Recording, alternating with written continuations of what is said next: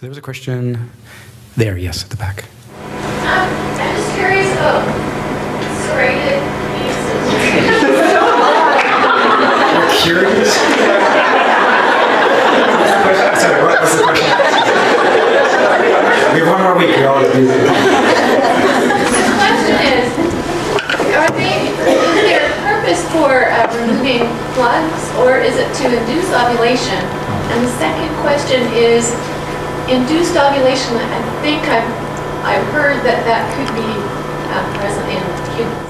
Okay, so I think you're thinking about other primates, is that, or just thinking generally across the animal kingdom? Okay, so generally across the animal kingdom, penises that have these very strange shapes and are serrated, are there, so I don't want to preempt the answer, but are there good data as to what the actual purpose of all that machinery is? Is it to remove plugs, or could it be to actually induce ovulation in those individuals, in the females?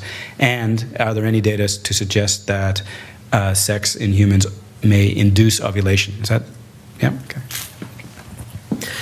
So as far as the purpose of spines, we actually don't know for primates. So I was able to find all these pictures of them, but I wasn't able to get any other information. And what I found in the best sources was that it really hasn't been studied. So in primates, at least, we don't know if they're scrubbing devices or if they're for her pleasure.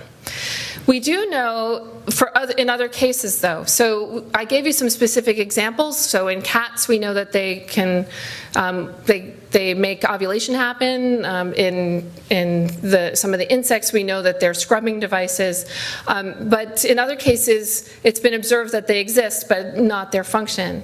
As far as in humans, I am not aware, I don't know if Arna is, of any study that shows that ovulation can be induced through let's just say through sex. I won't go any deeper. But we don't actually, we know that it's, the menstrual cycle is governed by hormones. We have no data that suggests that it can be disrupted through sexual activity that I'm aware of. Yes. I was just wondering about the implications of concealed ovulation in humans and what the difference is between that and other primates. Right, so another very tough question. I knew they were going to be tough questions. Why do humans have concealed ovulation, and do other primates, or do any other primates have concealed ovulation, or do many? Actually, I can't remember if other primates, most other primates, I didn't show you this, there's like, okay, pick some topics to do, but some other primates have really conspicuous sexual swellings, where the female's nether regions get huge and brightly colored when she is fertile. And so it's clear when males should be looking to mate with them. In humans, it's not clear. Although some of the things I've read with things like these MHC studies suggest that males might be able to tell. Other studies dispute that. It seems like the jury is still out on the MHC stuff. Why do we have concealed ovulation? There's some different ideas. So one, I'm remembering one from when I teach this in class. It's been a couple years since I taught it. It's called the daddy at home hypothesis. So basically, if it's not clear when it's a good time to have sex with you, he's going to stick around and just have sex with you all the time. Do you remember the others? They're all of that flavor. But they're all of that flavor, right? So that the reason to not be obvious is to make it so that there's a reason for him to stick around. So the other story, and these are stories. They're stories. They're stories. The other story that comes to mind for concealed ovulation is of the same flavor, and that is with concealed ovulation, if the male doesn't know whether he is the true father or isn't the true father, because he doesn't know when, because we're very smart.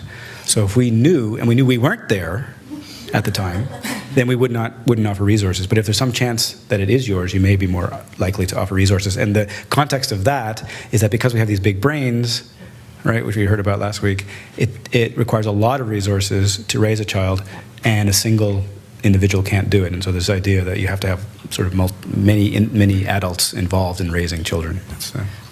I just want to add something, because Arna alluded to it. It is another case of we may never know. So we have hypotheses that are really just so stories because we're different in this instance from our close relatives.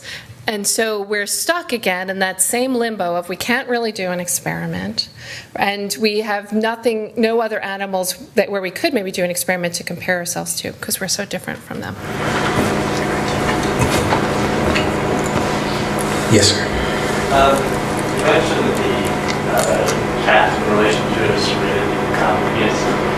I don't understand myself how that induces ovulation. I'm wondering if that can be explained. Okay, so the question is, how does a serrated penis induce ovulation?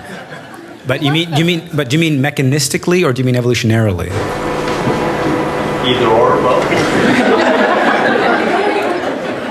Well, I'm not sure if I know the evolutionarily answer, but I can tell you mechanistically. So when a female house cat goes into heat, you probably, if you've ever had a cat that you didn't fix, they start yowling and behaving strange and sticking their butt up for everybody who walks by.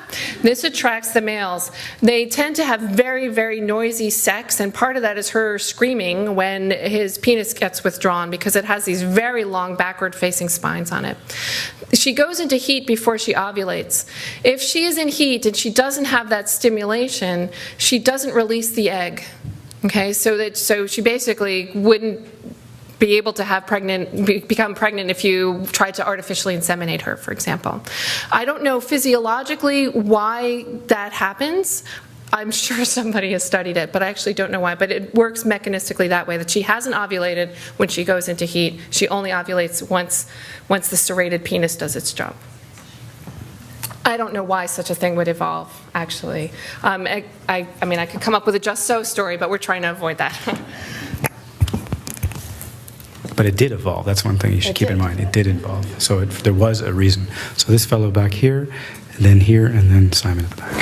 I was actually looking for a just so story as to why females who live together in humans and maybe other species tend to sync up in their menstrual cycle. Right. So there's a well-known study by Barbara McClintock showing that, and it's been replicated many times, that when women live together, young women, their cycles tend to synchronize. So obviously there are cues, and I think there are smell cues that cause that. And now you're asking for a just so story as to why evolution might have led to that. Okay. Not for me. I don't know. Because it does happen.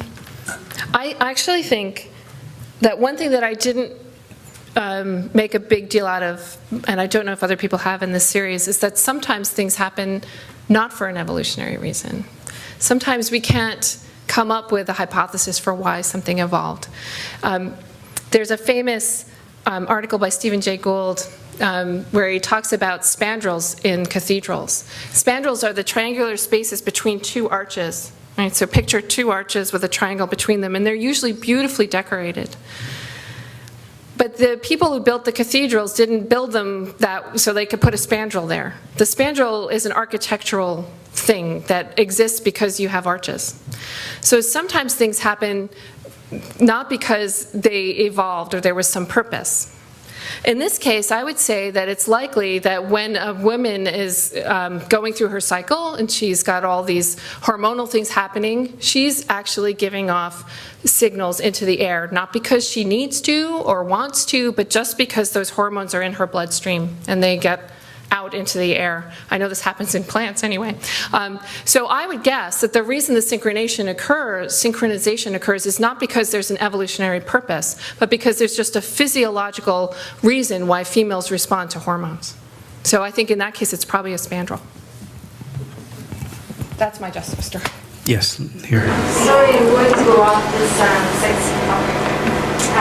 In your presentation you said that blackbirds with brighter beaks, you mentioned they are better dads. Can you elaborate on the experiment and how that hypothesis came about? Sorry, how the hypothesis came about, or how the result? Oh, okay. So there's data on blackbirds that showed that that you could predict how well the father would provision his nest by how bright his beak was. And so the question is, could you elaborate on how that was discovered and how strong the evidence is for that? I'm not sure I'm going to remember all the details, but basically there was natural variation in beak color. So they measured that beak color.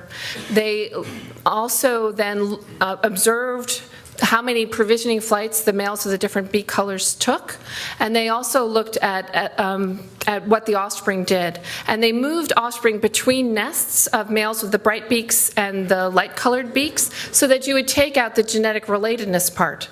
Because if you didn't move the offspring around and the offspring in the brightly colored beak nest did better, it might be because they shared genes with their dad. But they controlled for that in the study, and they found that, so you have these males with the bright beaks, they're bringing more food, and those offspring in the nest that actually aren't genetically related to them actually do better.